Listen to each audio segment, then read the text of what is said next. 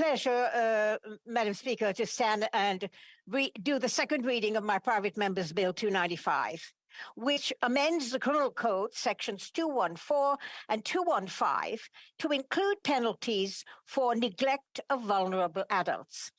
And what this amendment will do is it'll add certain definitions like long-term care facility means somewhere with 3 or more adults unrelated to the owner or manager by blood or marriage. We also are defining what a manager is. And a manager is somebody who administers, hires staff, purchases supplies, medical supplies, etc., directs the daily performance of the staff of the facility, it coordinates and plans for care for the residents, how the staff provides that care, protocols and procedures to give good care, controlling and evaluating those procedures, and the quality of care. Now, in order to do something very important, to provide the necessities of life to residents.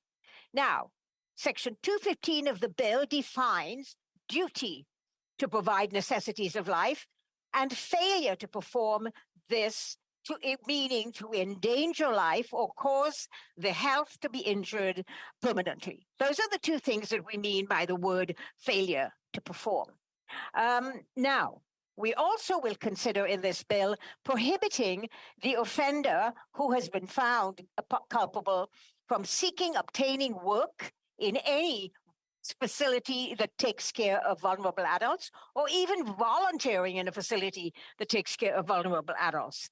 And by vulnerable adults, we mean anyone who is vulnerable as a result of age, mental disorder, illness, disability, or who is frail. Now, the penalty for failure to do this means liable to imprisonment for a term of not exceeding 2 years.